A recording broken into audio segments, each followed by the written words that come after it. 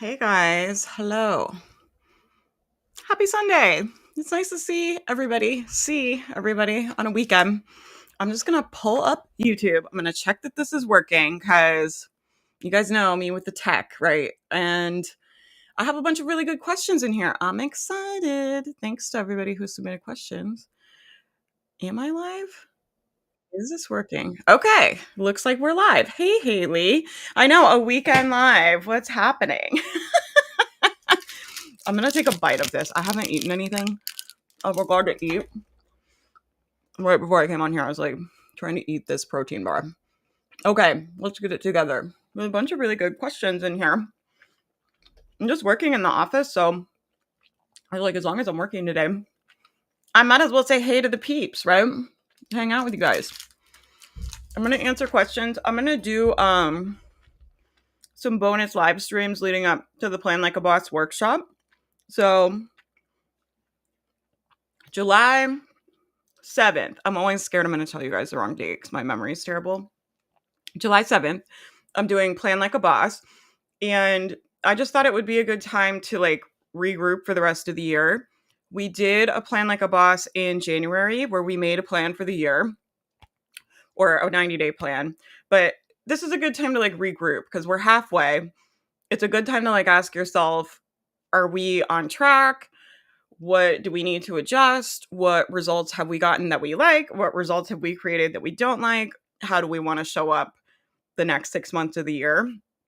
I love coaching business because I really think at the bottom of like businessing, right? Entrepreneuring, it's really about having a really high level of intention, and it requires you to really think about um, who do you want to be when things aren't working?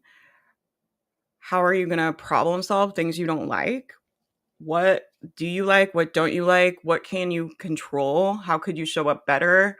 How can we align our thinking with your goals? And so while I'm a nerd, I've been like marketing nerding hard. You guys want to hear something exciting? Should I tell you a secret? I think I'm going to get a certificate in business and entrepreneurship from Cornell. So isn't that exciting? I'm like such a nerd. I'm like, I don't know if that's exciting to anybody else, but I'm working on that. And I'm a nerd about this stuff, right? But my background is in social work. I am a certified life coach. I love like coaching the mindset stuff. So I could definitely help you with the business strategy and the launch strategy, right? We do it every week in the mastermind. We brainstorm people's launch strategies and talk about, and I love all that stuff.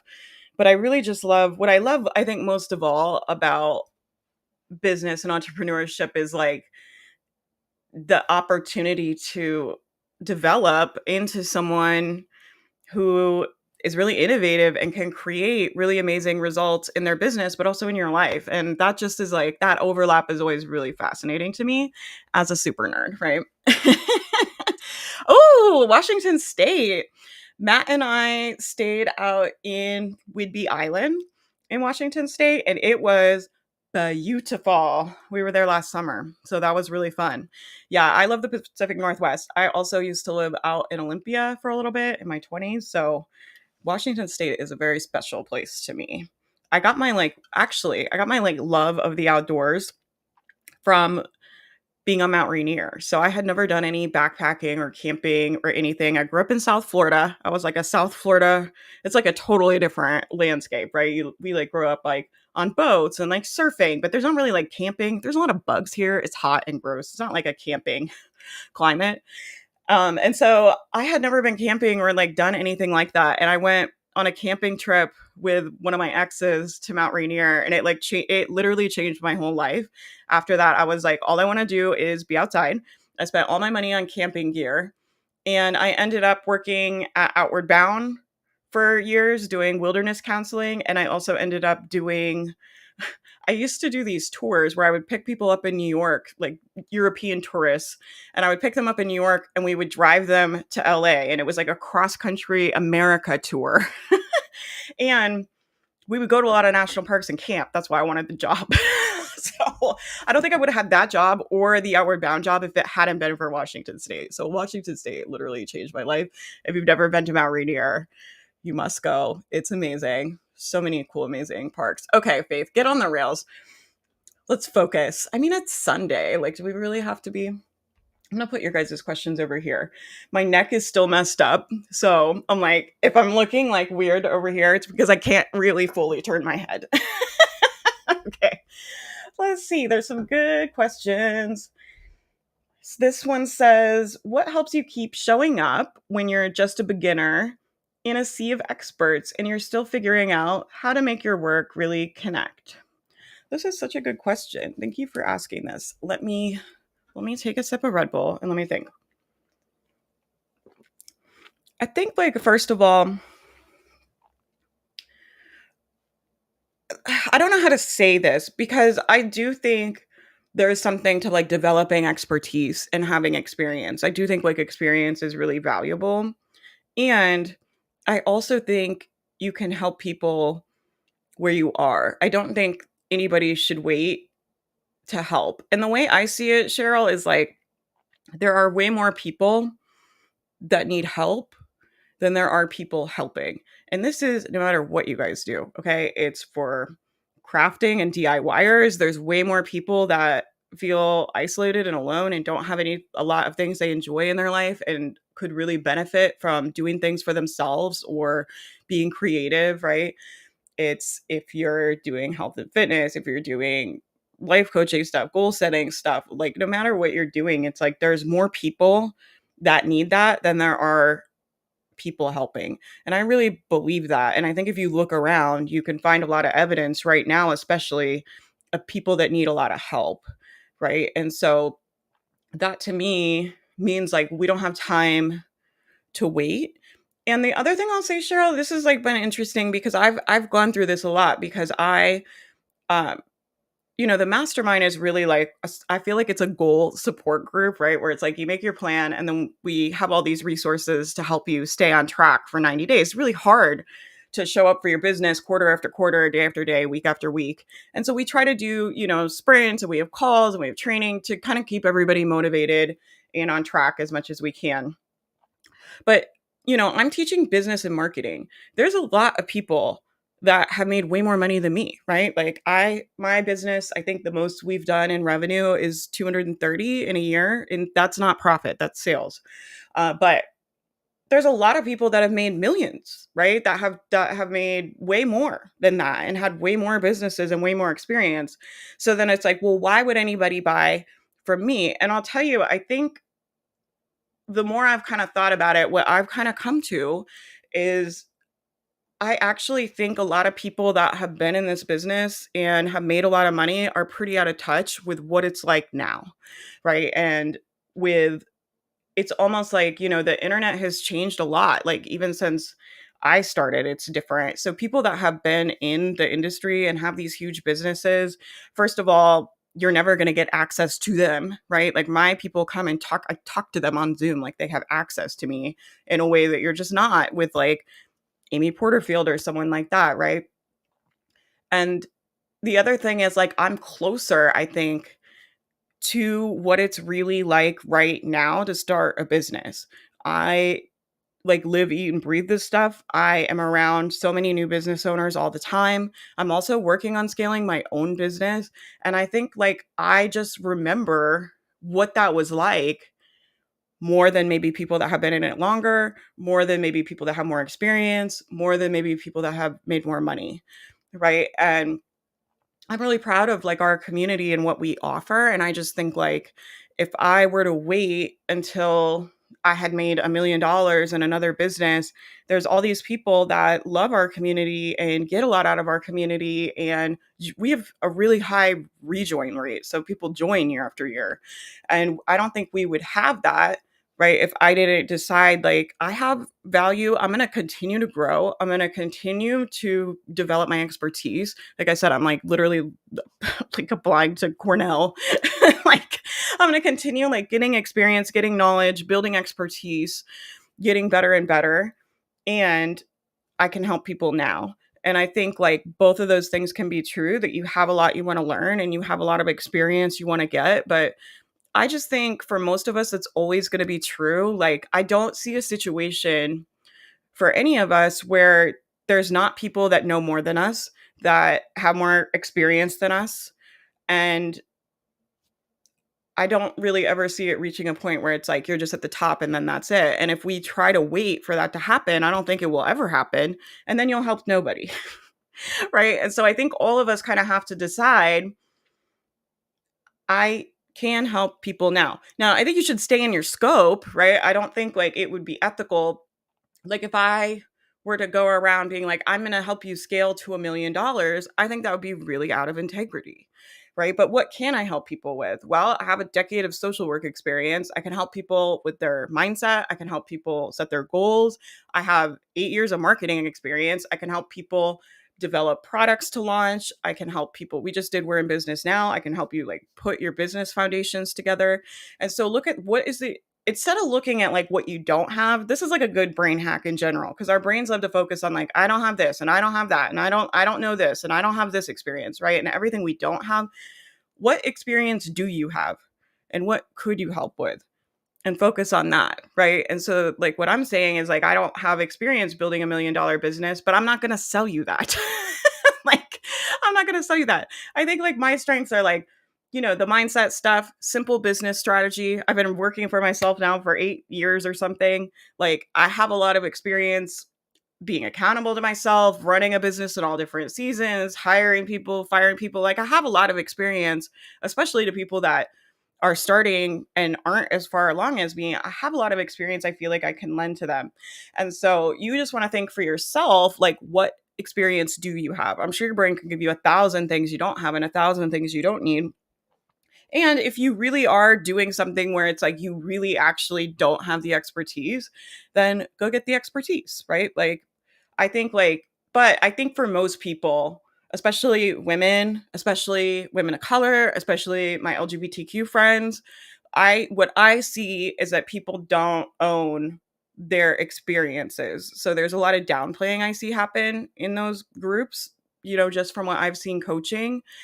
Um, and most of them have more to offer, I think, than they want to realize. But I'll tell you, like, being humble is not a skill that makes you money in this entrepreneur world, right? And there's a difference between not being humble and being a scammer and gross, right? But to me, not being humble just means these are I know like what I can help you with. And I don't think it's um scammy or I'm like overinflating when I sit here and say, I can help you with these things. These are my experiences. I can help you. Like, I don't feel like that's out of integrity for me. And so I would look at, what can you help with? What experiences do you have? What are you qualified to help with now? What would you like to help with in the future? And how can you build those experiences? I'm going to close my blinds really quick. The sun is like baking me. Hold on, you guys.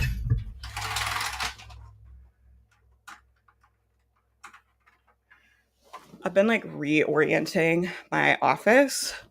I'm gonna go to Marshall's later and get like all the cute stuff for my shelves back here. I'm excited. My office has like been in boxes since we got back. Cheryl, let me know if you have any more questions. If you have a follow-up, I'm doing more of these lives leading up to Plan Like a Boss. So if you guys have follow-ups on something I said, I'm happy to like clarify or talk about something more. Just put it in the question form and I'll get it. I think the next one I'm planning on doing is on Tuesday. So when I go live on Tuesday, I'll answer it. You guys can come live or you can watch the replay. Calvin, what's up? Says, I'd like to pick your brain on a thought experiment. If you suddenly lost your business today, oh, I love this. Okay. I'm like, where are we going?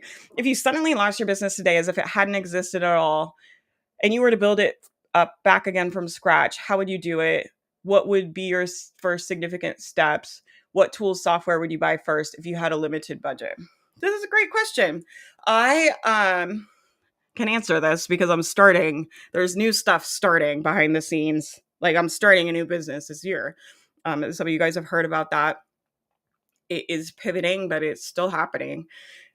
I also set up a business for Matt that he started recently. And like, so this is, and I think it's also like interesting too. I've been thinking about, I don't want to just do things in the mastermind just because we've always done them that way. And so, what I've been thinking about as I'm kind of looking at revamping it and what do I want it to be in the future, I've been looking at like, what if it just wasn't here? Like, how would I set it up? And what would I want to be there? And what wouldn't I want? And I think it's a good thing to ask yourself, like, if your business just went away, would you add these things back in? Because sometimes we just get stuck in like doing things just because we've always done them. I would recommend System.io for limited budget. Let me look at the pricing. They have a nice free plan you guys can use. It's not really a functional free plan to run a business. Once you get started, I want to look at the pricing. It wants me to like log into our account. They have a nice free plan though while you guys are learning it. So what I would do is I would get a free plan on System.io and I would go through their certification program.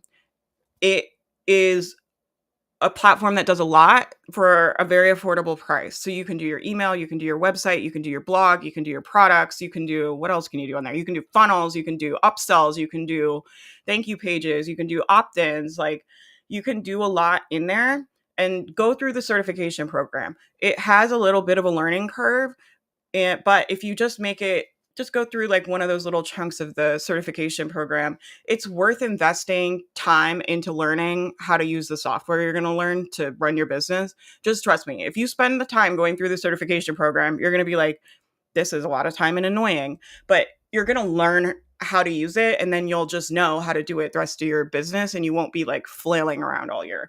So I would get System.io on the free plan. While you're on the free plan, I would go through the certification, set up your website, set up like maybe a low ticket product, a freebie, get everything set up. And then their startup plan goes to 17 a month. So it goes 17 a month, 47 a month, and they caps out at 97 a month, which is like unlimited. And just for reference, I feel like Kajabi is a similar platform in what they offer, and it is literally 3 to 4 times as much. Okay, so this is $97 a month unlimited. I am paying like close to $4,000 a year to Kajabi. I don't know what that comes out to a month, but I know it's more than $97. Okay.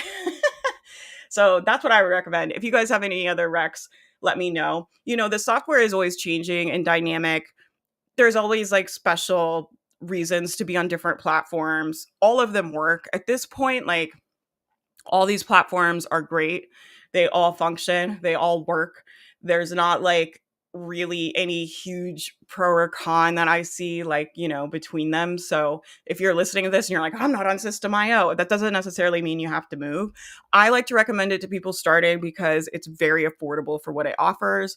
I think you'll really be able to be on it for a long time. And I also see their development team moving quickly, meaning they are rolling out new features consistently. This is a space that is going to be changing a lot as AI is AIing, right? There's a lot of money being pumped into tech, into development, into software. And I believe things are going to change pretty rapidly in the next year or two. And I just worry sometimes some of these platforms don't have a development team that can keep up. That's one of my concerns with Kajabi and why we're looking at moving. I just feel like it's falling behind. And like, I don't see signs that their development team is really keeping up with the times. System.io, to me, from what I can tell, seems like they have a good development team, at least right now. All this stuff changes all the time, but that would be that. Let me see what the other part of this question was. How would you do it? What would be your first significant steps? You guys have, if you're in the mastermind on the annual, you have We're in Business Now. Or if you bought it when I launched it, where we gave a really good deal on the launch price, so some of you guys bought it then. We're in Business Now is literally what I would do, what I would do step by step. Okay. And so one of the first things I would do is figure out what are you going to sell. So you can't have a business if there's no product, right? So to me, it's really difficult. It's really difficult to figure out how to do the marketing. So where I think people get confused is they're like, should I be on Instagram? Should I be doing email? There's like all these different things, but you got to think like all that stuff is marketing for a product. So it's really hard to develop a marketing strategy if we don't know what we're selling.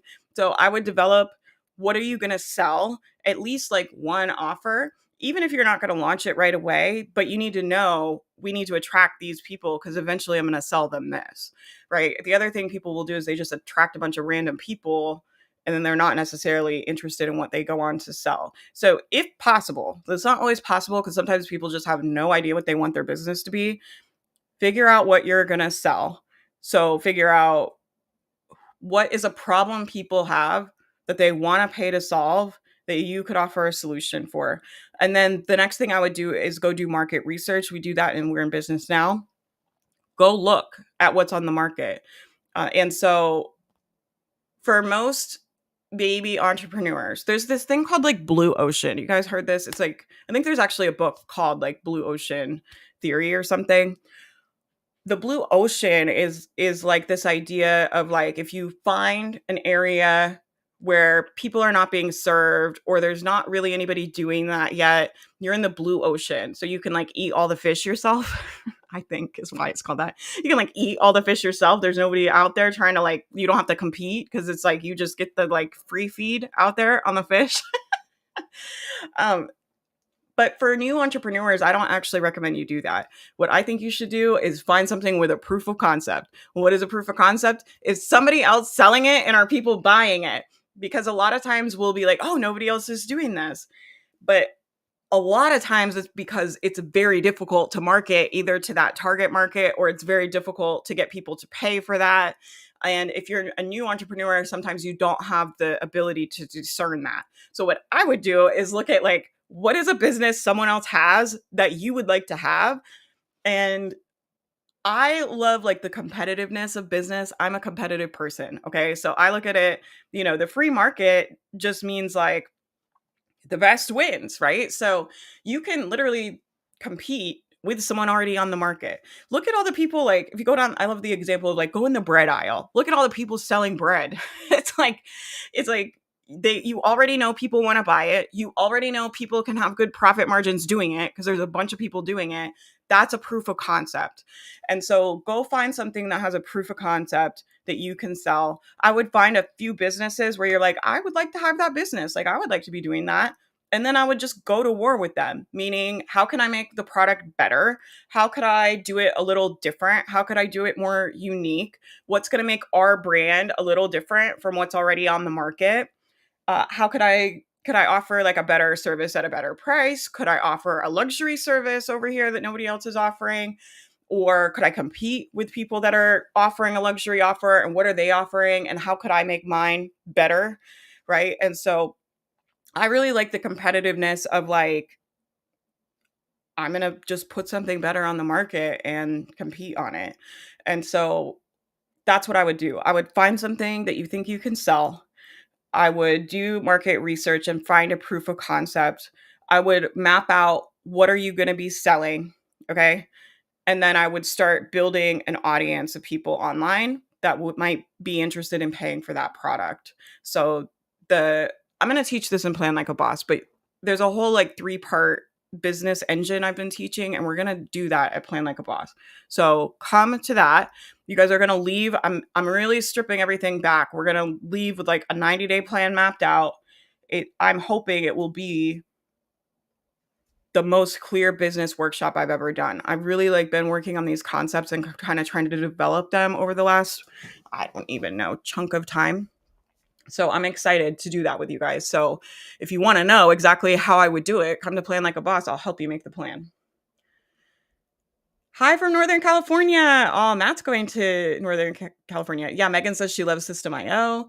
I switched my niche to something I'm more confident in, and it made a huge difference. That's awesome. Sometimes you have to try a few different things too. The other thing I will say about entrepreneuring is it is not linear. This is very difficult for my type A perfectionist friends. A lot of people that are drawn to entrepreneurship are successful. They are driven. They are like, they're out there like winning, right? it can really like feel like I'm not doing it right and it's not working, because entrepreneurship is like this, right? Usually when you go to school or you get a job, they're kind of like, do these things, turn in these things, hit these deadlines, and then like this is how you become successful in the company.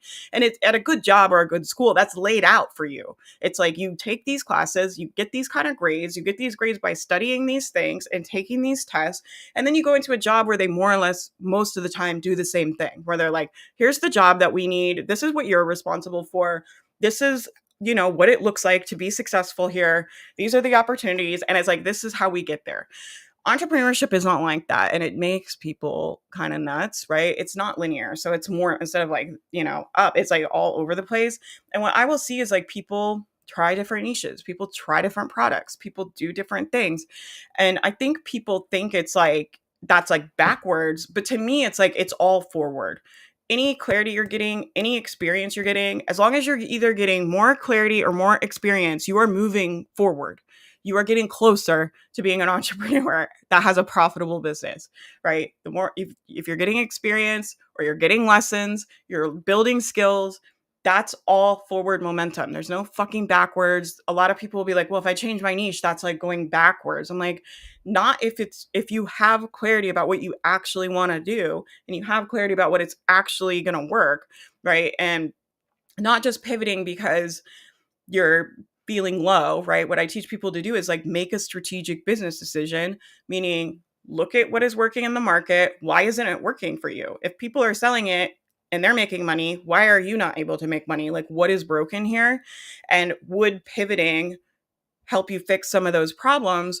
Or you can also just do things because you want to do them. But what I don't want people to do is make decisions to manage their feelings. So what I'll see happen is their launch doesn't go good and they feel really bad about it and they feel disappointed, which is totally normal, by the way. I was just coaching someone on this in the mastermind. It's totally fine to be disappointed. Like, there's going to be a lot of disappointment in business. It's okay when things don't work and you feel disappointed. They feel disappointed and then they're like, this didn't work and it's never going to work. Who said that thought? It's like, this didn't work and it will never work because it didn't work this time. And I don't even know what I'm doing. I can't even get this to happen. And they feel bad. And then instead of like looking at their strategy and analyzing what's going on, they just are like, well, now I'm going to change my niche. And then their belief goes back up. They start thinking really good thoughts like, oh my gosh, this is perfect for me. This is exactly what I want to do. This is everything. Their belief goes up and they feel really good. Until what is going to happen? Eventually, something is not going to work, right? And then they go back in that low belief, and then they'll make another business decision from low belief, right? That's different than making a strategic decision, which is probably what you did, right? Lucretia, it's like, I have tried this and this, and for these reasons, I want to go over here, right? And so there's a difference between strategic business decision making and making business decisions to make yourself feel better. Okay. So I'm always like, manage your emotions separately. And then as a boss, like, be disappointed. I'm like, go eat the ice cream and cry to your husband, do whatever you got to do. Right. And then come back in your office, put your business lady hat on, look at the data, look at the market. And as a business person, call some shots. Right. But you're probably going to have, my point with all of this was like, you're probably going to have to try different things for, depending on where you guys are and what kind of experience you have. If you're really starting from scratch and you don't have expertise, you don't have any business experience, you're probably going to try a few different things. I really don't know. I don't think anybody who just picked their business idea, picked their product, picked their target market, and just scaled right from there with no experience. That's just not how it usually works for people. What is the best strategy for getting clients right now? I organize and sell safaris. Oh my gosh. Natasha, can I go on a safari with you? That's like my dream. I organize and sell safaris in East Africa, if that makes a difference. If I were you, I would be doing Instagram and TikTok for you because, travel content on there does amazing, especially if you can make video content. If you don't have videos from your trip, like even talking about like what it's like there, even saying like why it was impactful for you or how it can impact people or what they can expect. But I'll tell you guys, we're going to do this in the planning workshop too, but I'll tell you like right now off the top of my head, the best strategies I'm seeing working for lead gen are Instagram, specifically posting reels and carousel posts. TikTok still has like the virality on TikTok is still unmatched, in my opinion. LinkedIn, YouTube. I'm having a lot of people have success on YouTube, and what I am seeing is like indications and shifts that they're starting to promote small creators even more, and that can be a good window of opportunity for my newbie friends to get in there. Okay, Pinterest. I'm still having people have some success on Pinterest. LinkedIn, I'm having some clients grow their business on LinkedIn. That is working for them. Ads, I'm building my business on ads. We have other people in the mastermind building on ads. That's working. What else is working? Collaborations. Is the summer bundle still open? Apply for the summer bundle. Apply to be in our events. Collaborate, like be in bundles, speak in summits, do freebie swaps. The collaboration stuff is a great way. As far as like the Safari stuff, it would be great if you could get a bunch of B-roll footage, just filming all kinds of stuff from safaris in Africa, and then go. What I would do, Natasha, I teach this in Creator Camp. If you guys are in Creator Camp, I'm sending out like a monthly brief. I spent actually a really long time putting together the last one, but it has in there different viral things I'm seeing and like easy things you can do and ideas for social media. But I'll show you how oh, my phone is locked. I got this thing called a brick. It turns off all my social media on my phone. Go to Instagram, search on there, travel, search, and it doesn't have to be Africa. Like if there's travel content that is doing well on there, how can you make a version of that? So what I would do is I would go on Instagram, I would search and specifically look for reels and carousel posts because those have the most virality on that platform right now if you're trying to grow. There's two different types of content. We're going to talk about this at Plan Like a Boss, but there's like lead gen content, meaning new people finding you content, and then there's nurture content to try to get people warm enough once they find you. They're not usually ready to buy right away. So it's like, well, what do we do with them between them finding us and getting them to buy? You give them nurture content. For this, we're talking about lead gen content. I would go on Instagram, specifically look for reels and carousel posts related to traveling that have like over 30,000 likes. When you scroll through, when you search, you'll see a bunch of videos and you'll see like the like numbers on there. The more numbers they have, the more viral that video is. I would look at that video and think, how can I make a version of that? And I would use that video as a template. The other tip I'll give you is use the exact same hook, okay? Because it's already tested. And some of my friends are really big on Instagram and they're always saying like the most important part of a video going viral or not is that first line. And so if you can say the first line or put the first line of text, a lot of times that will help. But you have to make your own content. Don't steal the whole video, right? But a lot of social media is like making the same kinds of things. Not everybody's just like making something brand new. Like people are doing the same trends and the same kind of stuff. So go on there, find travel videos, think about using them as templates. What I like to do is I'll save them. So on Instagram, there's like a little save feature, and I have a little album of like ones I want to make. So I would like make a little album for yourself, and then I would set an alarm every day to post something on Instagram. Like maybe in the morning you're going to post, or when you get home from work or whatever. Put an alarm on your phone. When that alarm goes off, go through your album, find one you want to make it and post it. That's what I would do. You guys let me know what you think but I think that kind of content could do really well. You guys let me know if there's anywhere else you would recommend she goes right now. But what I'm seeing is like that kind of stuff does really good on Instagram, travel content. It would do good on TikTok too, and you can use the same type of strategy for TikTok. I just made an offer, and after the flop of my last one, I'm super nervous. I keep thinking I need to change the copy. The copy is actually pretty good. Isn't it funny how our brains do that? So interesting, right? How do I chill out and trust I did a good job while waiting for my first sale? This is a great question. Let's see. First of all, it says here, I'm super nervous and I keep thinking I need to change the copy. Why is your brain offering you that? Right? So if I were coaching you, I would ask you, like, why is your brain offering you that? And I would be really curious if I were coaching you too, like exactly what is it saying when it's telling you need to fix the copy.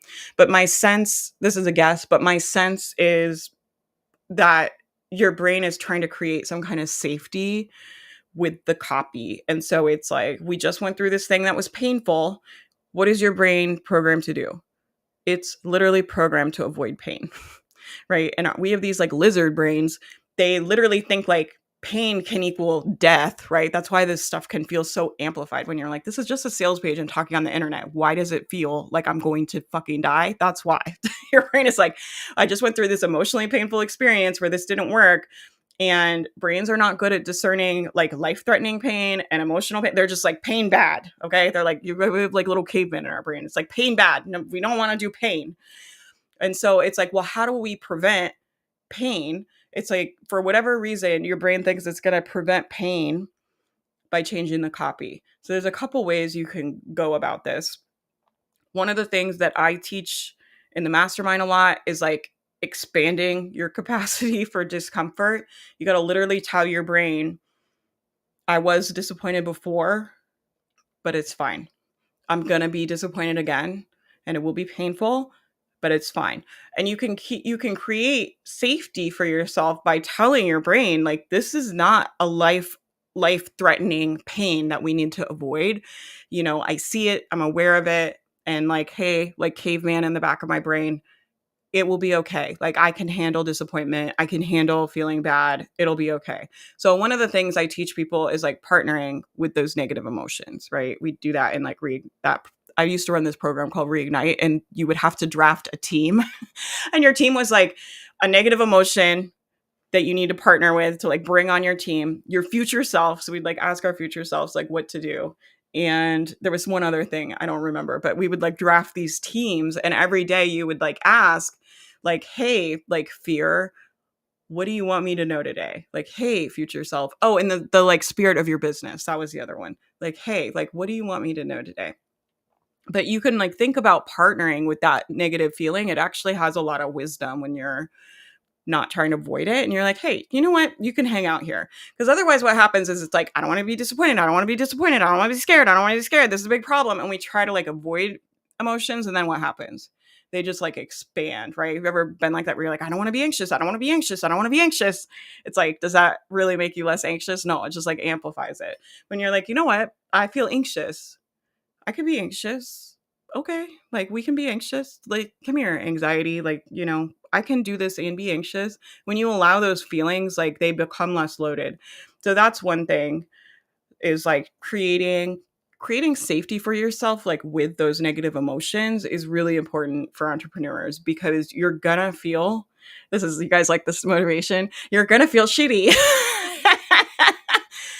Look, this is just how I see it. Okay. I don't know any business owners. And I'll tell you, I was just on a call with some people that are very successful recently. I'm in like a little like peer mastermind group right now with some very successful people.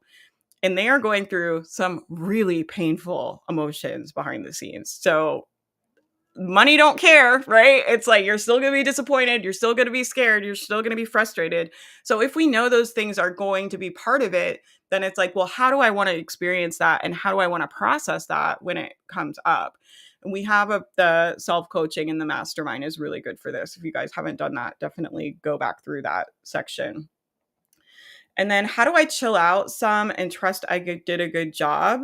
I mean, doing a good job or not doing a good job is not factual. That's just storytelling, right? So think about it like my husband Matt is an attorney, right? Could he go into a court of law and say you did a good job as like a statement of fact? Like, no, that's not factual. It's not even a real thing. It's all subjective. So if you did a good job, you could survey 1,000 people and say, did I do a good job? And you would get a bajillion different answers. There's going to be no consistency in that. Okay. And so you want to understand, like, first of all, like, did you do a good job or not do a good job? It's that's not even real. Like, it's just storytelling. So then it's like, what is the story you want to tell about the launch? Right. And it might be like, I didn't get the results I wanted, but I'm proud of myself for doing it anyway. Right. Or I didn't get the results I wanted, but I think I'm starting to figure things out. Or I didn't get the result I wanted, but I'm learning the skills that I need to get better. I need more practice, right? Most of sales is like just practice. A lot of it is like having a big enough audience and being good enough at marketing. And most of the time, if people aren't making sales, they either don't have a big enough audience or they're not good enough at marketing and selling. So that's what I would say is like, think about what story do you want to tell here? You get to tell any story you want, right? I always love this example of like a car accident. So I'll be like, two people are in a really bad car accident. Okay. And it's the exact same car accident in this made up scenario I'm making up. It's the exact same situation, the exact same car accident. And one person, you know, is walking around all week telling everybody, oh my God, like I was in this accident and I am so lucky. Like I walked out of there, like everybody walked away. Like that could have been really, really bad. And it's difficult right now because I have to figure out how to get to work and get a car. But like I'm here to do that. And that's amazing. Like I can't believe how lucky I am. And then someone else is in the exact same car accident and they're like, this always happens to me. I cannot get ahead. I can't believe this happened. I can't believe this happened now. I, and just really, you can tell some really painful stories about that stuff, right? It's like, I have the worst luck. Everything is stacked against me all the time. I can never get ahead. I can never win. Bad things are just always fucking happening to me. And it's like, it's not even like one is good or bad. It's just to illustrate this, the circumstances don't create your experience. So if you feel like you did a good job or not, it's not about being in a car accident or not. It's about the story you're telling about it. So if you have a launch and you fail and you have a really bad experience with it, it's because of what you're making that mean. And if you want, you don't have to, but if you want, you can make it mean something else that's less painful. And when you do that too, it also makes your brain less scared. When we tell really painful stories about failure, right? Like, I can't ever do this. I'm never going to do this. This is such a failure. I wasted all this time. I wasted all this money. When we make it, we amplify that emotional pain. And then what does your brain do? It's like, we never want to do this again. It's like, because your brain is programmed to avoid pain because it thinks you could die because it's not good at discerning actual threatening pain, emotional pain. And it's not subjective at all. Your brain, that part of your brain, that primitive part is like very black or white. It's literally like pain bad. That's all it knows. It doesn't have like very good filters for like, oh, it's painful, but she's fine. Like it doesn't have that. It's just like she's in pain and this is a big fucking problem. Right. And so when we make the launches painful, when we make things in the business painful, that part of your brain is going to be like, oh, we got to avoid that. Like we need to get away from that. Don't do that again. Right. And then when we go to try to launch again, you're like, why is this so much more difficult? It's so much more hard. It's a lot of times because we've made it mean this really painful thing. And our brain is now trying to avoid pain to protect us. And it doesn't want you back in the launch. It wants you to walk away. Right. And so if you could make it mean, even you don't have to go to like super positive, like, I'm not the most positive person in the world. Let's be honest. I think my clients would tell you that. I'm not like one of these people that's out here like everything is the best and we're all so blessed. I'm like my worldview is kind of like life is fucked up and unfair and painful, like for everybody. And so since it's like that, how are we going to navigate it? And what tools can I develop? And how can I help other people? And how can we navigate that? Like if that's true, then like, okay, well, how can we best navigate that the best we can? And so I don't think you have to go to like super positive, like, I'm so glad this happened and I'm on the right path and I'm going to be a bajillionaire. I don't think you have to like gaslight yourself with positivity. But I think if you could tell something a little more useful about what happened, that can take some of that pressure off. And then I'm trying to think if I want to give you this or not. I'm going to give you a practical thing. Okay. And sometimes this is useful, sometimes it's not. What I will say about this is like the practical stuff doesn't matter as much as the mindset stuff. When your mindset stuff is right, the practical stuff just kind of figures itself out. But if I were you and I was really struggling with this, what I would do is I would give myself less time to work. And I would have office hours and a list of things I want to do. And I would be closing my laptop at the end of those hours, and I would put my feet on the fire a little bit. Sometimes this stuff comes up when we're giving ourselves too much time. And the reason I'm hesitant to say this on the stream is like, I don't want to perpetuate like a hustle culture, right? But I actually think this leads to burnout a lot is like people have too much time, right? Either they quit their job or maybe their kid goes to daycare and they're like, oh, I'm going to have so much more time. I'm going to get so much more done. And then what happens when they have more time is they have more time to indulge in bullshit like this. I might try for a couple weeks, just giving yourself a schedule where you don't have time to indulge in this, like, and you have a list of things that have to be done.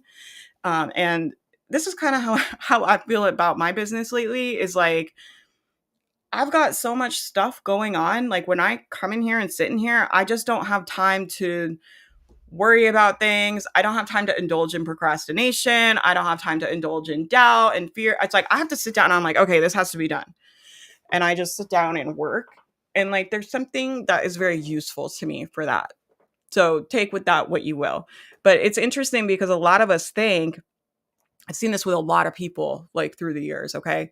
A lot of people will think when I leave my job or when this happens or that happens, when I have all this time, I'm going to be able to get so much more done because they have a thought error that's like more time equals more results, which is just not true. Like some of the most successful people I know don't have a lot of time to work on their business, and some of the least successful people I know have like unlimited amounts of time. So like time is not an indication of success in business, right? Especially because if you're a good business person, you can just pay people to do things for you and literally just buy time, right? That's like where a lot of the goals are. If you really want to have a big business, that's what you have to learn to do, right? And it's okay if you want to be a solopreneur, right? But the point is like, if more time doesn't equal more results, then like what is creating results for people? Like that's something I think about a lot because I'm always just trying to get more results for my clients. And so what creates more results for people? I think having a clear plan, I think being focused, I think keeping your mind focused on what you're doing and not indulging in like, oh my God, this isn't going to work and this didn't work and I can't believe it. And I paid for this and I wasted all this time and I wasted all this money. It's like that stuff will come up, right? But you have to be able to like kind of quiet it down and like just get to work, right? And I think I just come in here and I don't even think about anything. I'm just like doing my work. And I think we're really good at a lot of us are really good at doing this at jobs or at school. So you think about if I hired you to make a sales page and you were doing it for my business, right? You'd probably just schedule it on your calendar, sit down, write the copy, send it to me, say, hey, what you think. But you're not going to sit there like, this has to work. This has to work. Oh my God, I don't know if this is going to happen. Maybe I should do it again. It's like, you just don't have that. And so something I think a lot about is like, how can I show up that way where I'm focused and things are quiet and things don't feel as loaded. And to me, that's when I'm able to make the best business decisions. It's when I'm able to actually get traction. You guys know that feeling in business where you're just like fucking spinning around and you're just like, I'm working, I'm working, I'm working. It feels like you cannot get anything to go forward. My way out of that is always to get fucking quiet. That's always a sign to me I need to do the self-coaching every day. I need to start writing a to-do list every day. I need to get fucking quiet in my mind and get fucking focused, meaning I know what I'm doing each day, each hour I work. I know what I'm trying to do. And I'm not spending time during the day being like, should I do this? Should I do that? Should I do this? Should I do that? I could do it this way. I could do it that way. It's like, sit down on Sunday or Monday, make all those decisions, decide what you're going to do that week, and follow your plan. For me, this doesn't work for everybody, but for me, that works really well. I think you have to find your own way of being able to do that, where it's like, what would work for you to quiet down that chatter and to be able to focus on work? Because that stuff doesn't make money. Like that chattery of like, I could do the page this way, or I could do it that way, or should I redo the copy, or should I do this strategy or that strategy, right? That kind of chatter, it's gonna happen, it's inevitable, and it makes you no money. So it's just something to be aware of, right? I don't want you to use that against yourself, but I think sometimes we can have this thought error that like that's useful. Like the more I think about this stuff, the more quality I'm going to make. And I don't find that to be true at all. I find like the more that happens, the dwelling and the ruminating and the cycling and the circling and the thinking and the thinking and the thinking, right? The more that stuff happens, I find kind of the less momentum people have, right? And it's like you get yourself in this thought hole where you're just thinking and thinking and thinking. And like it's like you just start digging yourself down where it's like thinking creates more thinking and doubting creates more doubting and questioning creates more questioning, right? And researching creates more research. And in the meantime, your business is doing fucking nothing. Like so, and I know, Toriel, I know you're not doing this. You're like out here doing the work, but I'm using your question to like apply to a bunch of people and things I commonly see, right? And so make a plan. This is why I really love the 90-day planning. I literally have, the whole mastermind is built around 90-day planning. That's why. It's because if I think about how do I get people results, it's like they need to be clear on what they're doing. And what I see with the people that are spinning around is like a lack of clarity, right? And so the more clear you can be about your plan and what you're focusing on and what your goals are and what your like deliverables are for the quarter, like you need to set it up like a job. Like you should have targets to hit for yourself. The more clear you can be about that stuff, generally, not for everybody, but generally what I see is people are able to start actually making progress, and it makes you more, it kind of lifts like that fog of confusion, and you are able to get clarity to see where the leverage points are. Being a good entrepreneur is just like being able to identify where the leverage points. There's always going to be a billion things you could do. The best skill you can have is just being able to fucking ignore a lot of stuff, right? I call it like strategically ignoring. Okay. Like you have to be able to strategically ignore most things.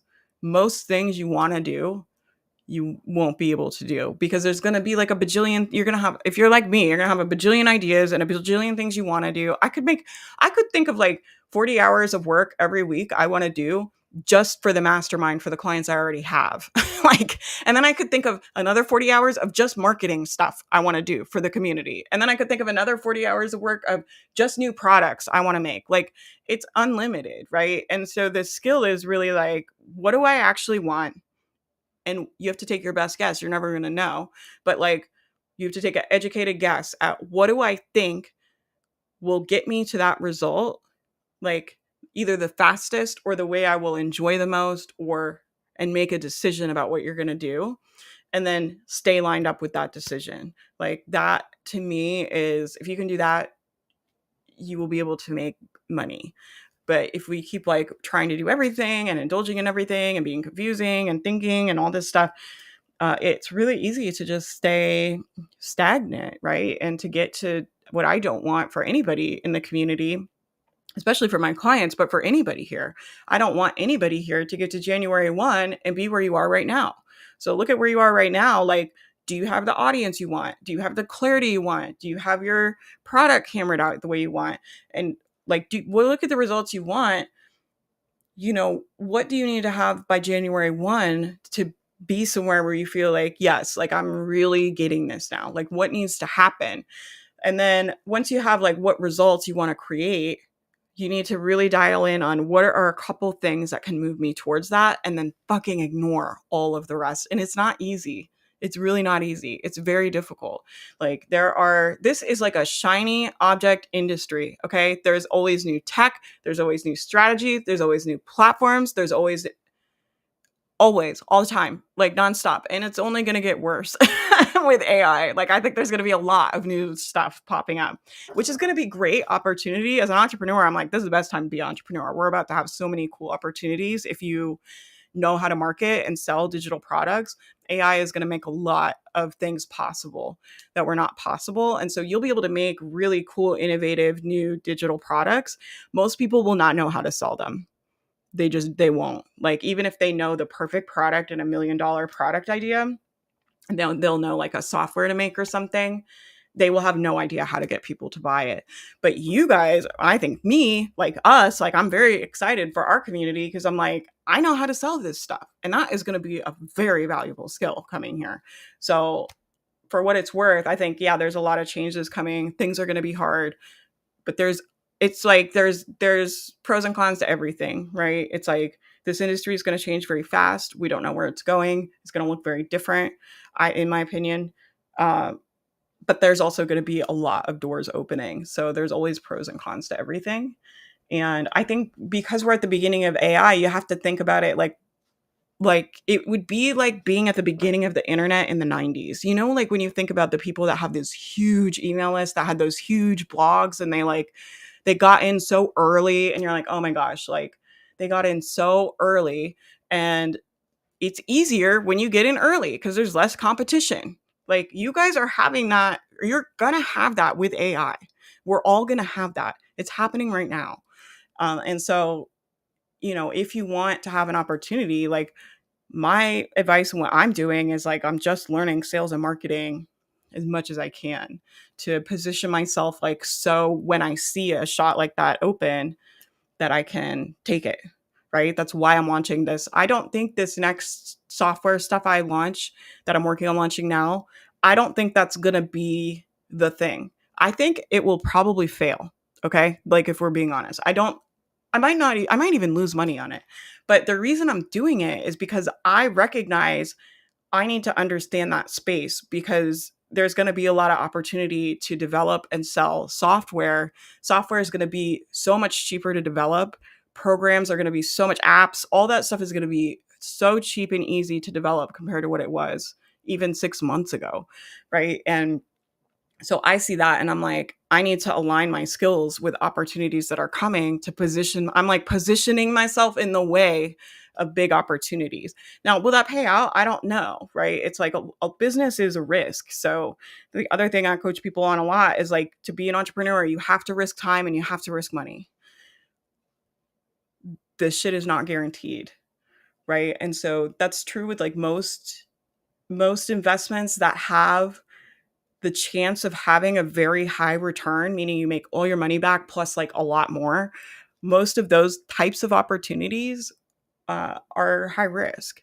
And I would consider entrepreneurship for most people to be a high risk venture, meaning like there's a good chance, like I'm putting the money and the time into this new business, knowing that there is a very probable chance that this will fail and I will lose the investment. But then it's like, how could it still be worth it to me? Well, it could be worth it to me to develop skills that I'm missing.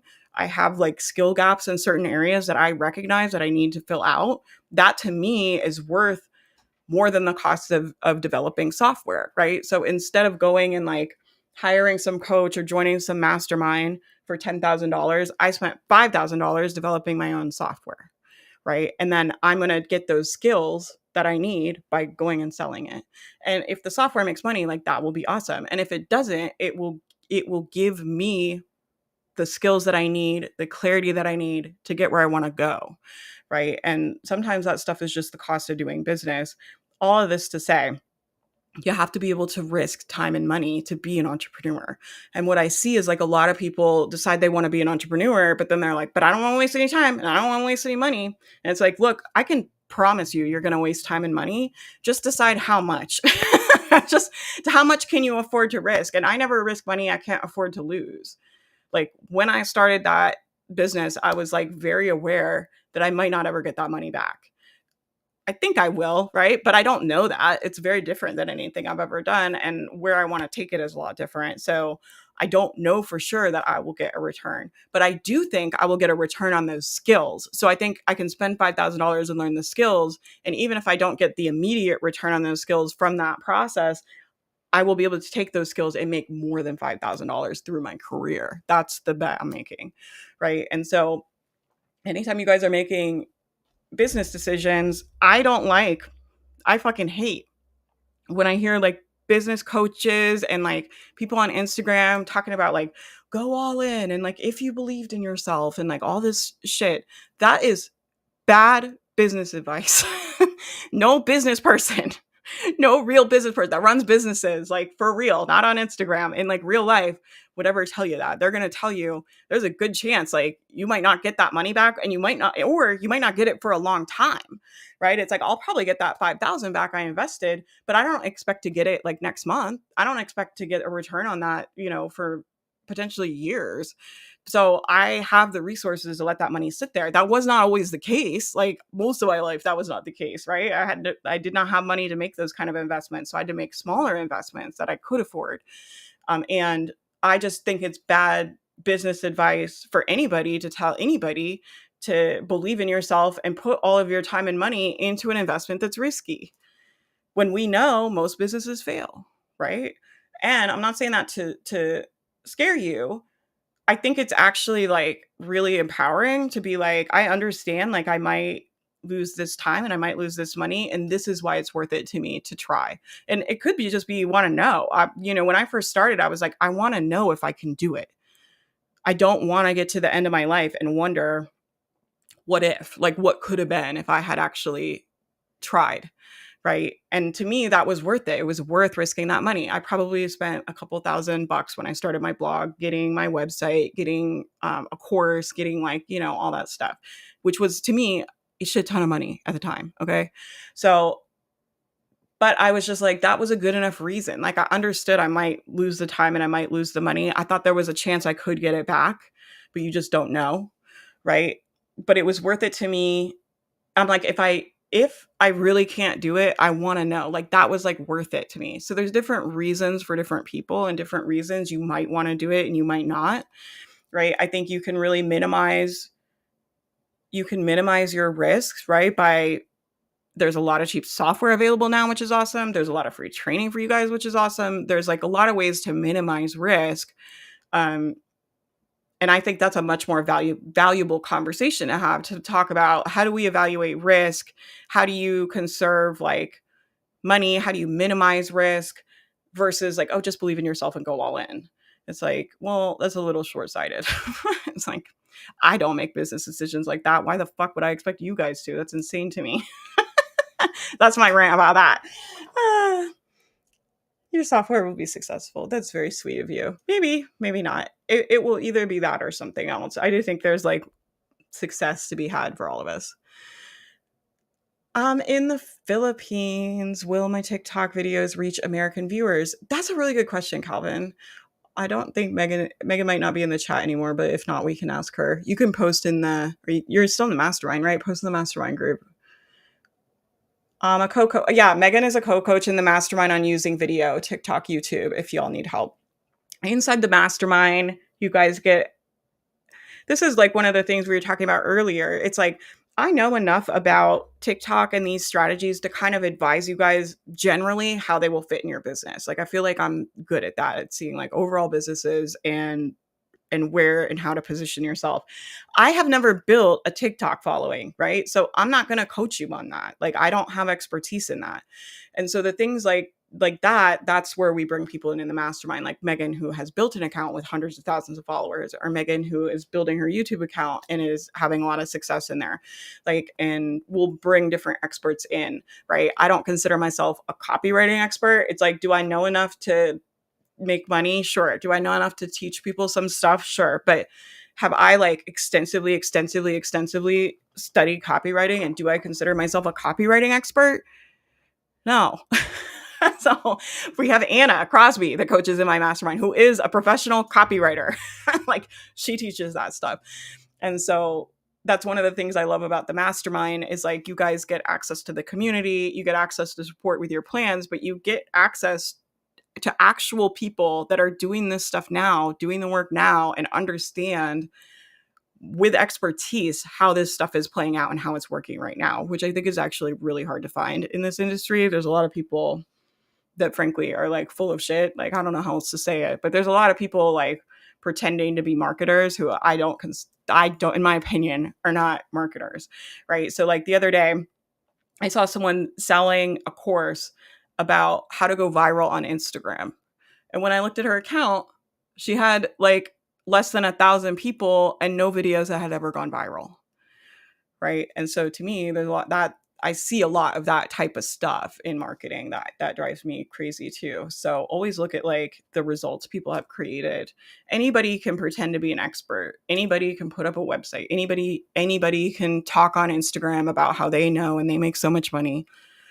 But you've got to really look at what are the results they've created. Like, do you see evidence of those actual results, right? Like I'll see people sometimes, I get in like weird, I don't know if I just get on scammy business Instagram when I go on there, but anytime I go on there, I get super triggered because there's this terrible marketing advice all over, and I forgot what I was going to say, but I just see all these people like talking about like, I make $20,000 a day, or I make $50,000 a day, or I make all this money. And I'm like, well, why the fuck? Sorry. But like, if you make all that money, why are you on Instagram 10 hours a day? Like, if you were making that much money, like, wouldn't you guys just run ads? Like, wouldn't you just hire someone to do that? Like, let's be honest. It's a lot of work to be on there all day, every day. So like, to me, when I look at that stuff, I'm just kind of like, I'm skeptical is what I'm saying. Be skeptical of this industry. Okay, I'm going to go. I'm like, probably, if I was a good marketer, I would probably not tell you guys that stuff because I'm going to launch my business program in a couple of weeks. But I don't want people buying it if it's not right for you. And I don't want people buying it because you think it's going to like instantly make you rich, or like, I want people that like want to build sustainable businesses and understand what that experience is. And they want to be in community, and they want support. They want help, right? That's what I want. So I'm not like here to trick anybody, right? Okay, y'all, I'm gonna go. If you have more questions, I'm gonna do a live on Tuesday. I forgot when it is, but I'll send another email. You can also watch replays on my YouTube channel. I have some other like little tutorials and stuff. I made a really cool YouTube video about how I used AI to make my new brand. So if you're curious about like what would Faith do, literally the first thing I did before I hired anybody, before I did anything, I went through AI and developed an entire like brand plan for this business we were going to build. And in the video, I give you guys the templates of all of the questions. It took me actually a long time because I spent like all day on it, but I took all the questions that I had asked and made it into like a concise guide. And then I walk through how to do that in the video. And if you follow those instructions at the end, you are going to have a lot of really great assets for your business. You're going to have your what to focus on in your marketing. You're going to have your main messaging hammered out. You're going to have your branding done. You're going to have like the whole like plan for your brand. And I think I ended up with like a 12-page document that just had like really detailed stuff, like stuff you can use in like all of your emails, your sales pages, like all of that done. And it will save you so much time, and it'll just give you so much clarity. And it's free. It's on my YouTube channel. Let me find it. It's called like, I don't know, it's called something about branding. You guys like that? Something about branding. It's about business or something, you guys. I don't know. My memory is bad. Anybody else have a bad memory? It's called 10K branding for $0. So it's like the premise of it is how to create a complete brand strategy for free using AI. Right? Because seriously, when I started, it would have cost $10,000 to get something that quality. Like it was not that long ago. Like you would pay a lot for like a branding expert to do market research and then like look at the market and figure out like winning messaging and all that. And you can really do all that in AI. So that video is up there for free. And then what other one? There's a bunch of different stuff on there. You guys can check it out. There's like some pep talks on there. There's some strategy stuff on there. There's mindset stuff on there. There's a ton of old interviews when I had my interview show. So check out the YouTube channel. Send me more questions. I'll be on Tuesday. Get your ticket to Plan Like a Boss. If you're in the mastermind, you guys will get it free. You don't need to buy anything. The replay will just live in there. But if you're not in the mastermind, I'm going to let the community come live, and I'm going to let you guys have the replay for free.